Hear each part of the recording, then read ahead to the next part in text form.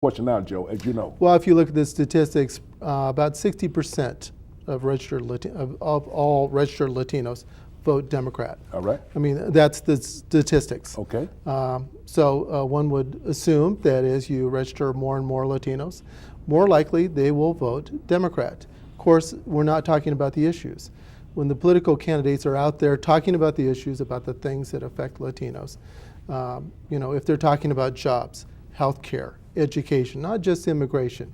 Immigration is actually a small issue when it comes to the concerns of the Latino community. We don't know that. We assume that Right. it's your number one issue, Joe. It's very small because a very small percentage of us are considered illegal immigrants. Okay. There's over 50 million Latinos in our country. Okay. Most of us have been here from the very beginning. Okay. Illegal immigration is something maybe 5% of our community. Okay. Are we concerned about it? We're concerned when it's used as a form of racism against us, as the majority community telling us that we're all illegal immigrants. But it's jobs, health care, education. That's what we're concerned about, and that's what the politicians need to be talking about. I want to talk about your priorities, because sometimes people do get confused what your priorities really are. Right. Joe Henry, we'll be right back with Wayne Ford Wants You.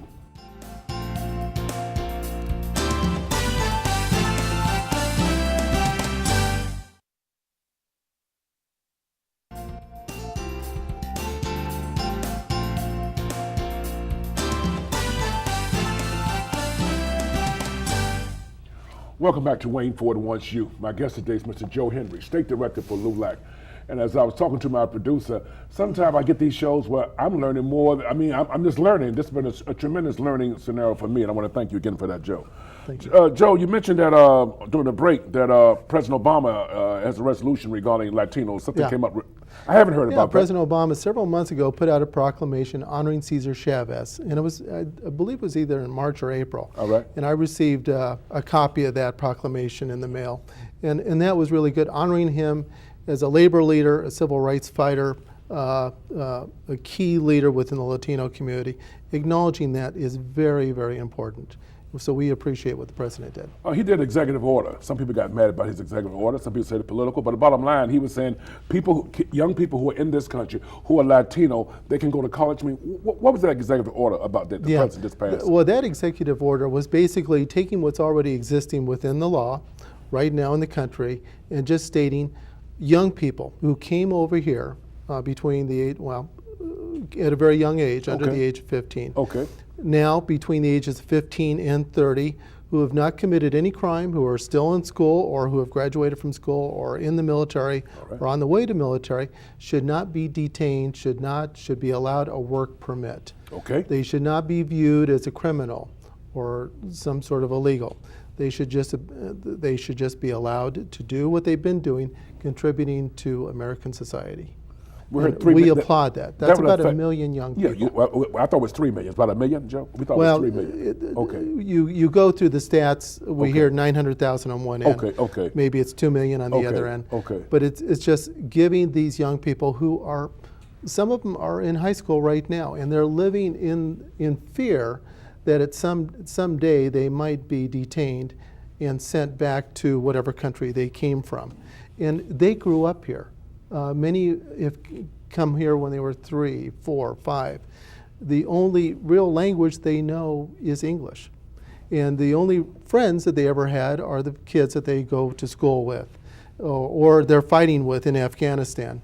And it would be just a very wrongful thing, and the president realized that, to crucify them, to force them to go back to another country that they were never raised in. When I had my other title as Representative Ford for 14 years on Capitol Hill, when the DREAM Act legislation came up, I was one of its first supporters. Although I'm gone from Capitol Hill, I know the DREAM Act is still a movement that Latinos really are supportive of. What's your thought of the DREAM Act, and one day will it be reality? What's your thought about that? Well, the DREAM Act was a good thing. It is a good thing. It allowed illegal immigrants, those who got classified as legal immigrants, a way in which to become citizens. And part of what the president is doing right now is part of the DREAM Act, allowing young people who've been here for some time to get work permits. It's a process. This country was formed on immigration.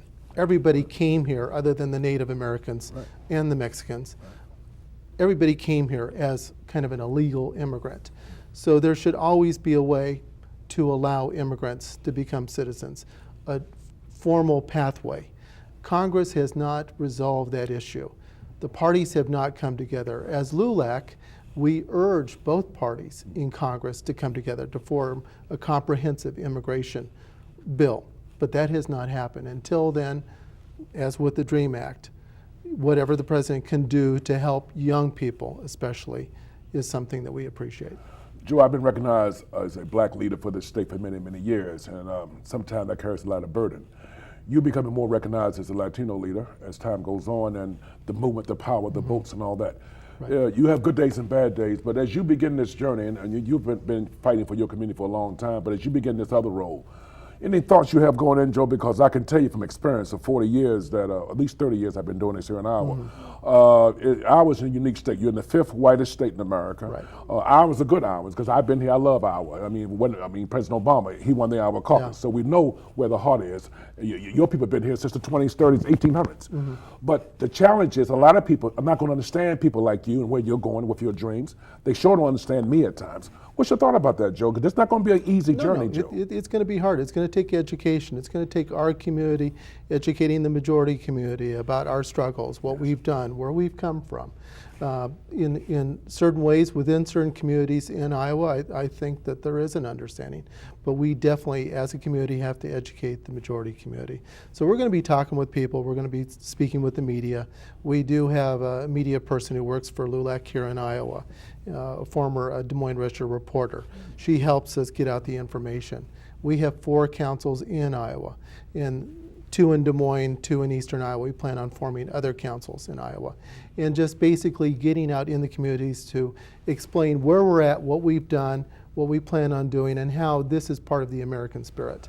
Joe, I remember many times when the black gangs came out in let me see, 2000, 1980s, 1990s, gangs came here, and I was on TV talking about gangs. Right. There's a Chicago element now when black gangs or trouble, whatever, they kind of come. Well, Wayne, are black people all like this, or are they out of Chicago? What are we going to do with these gangs in Iowa? There's a situation when I was representing Ford about the situation of drug cartel and drug movement, and that was being blamed on, Latinos, to be candid. So I know as a black leader what I went through in defending that all blacks not doing this. What's your thoughts sometime when we are labeled for things that we don't do?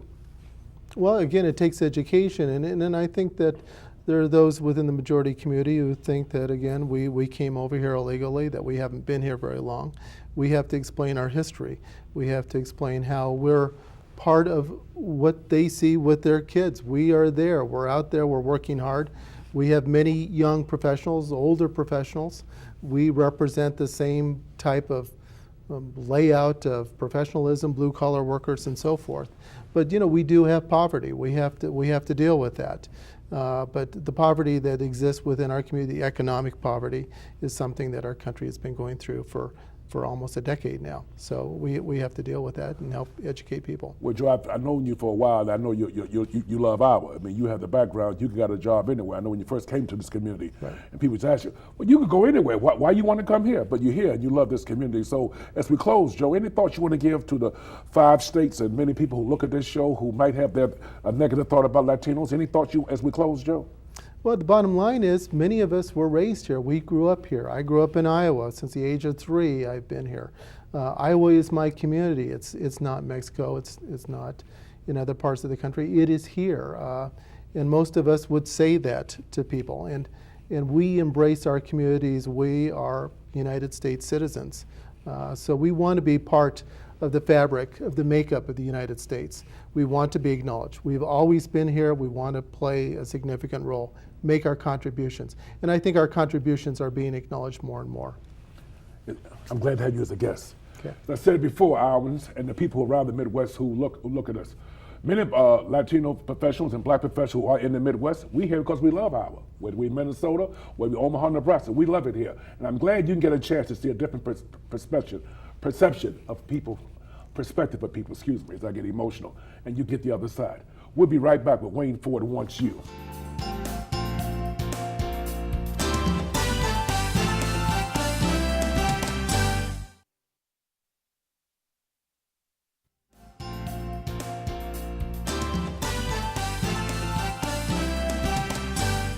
My guest today is Mr. Joe Henry, State Director of LULAC. Joe, any last words?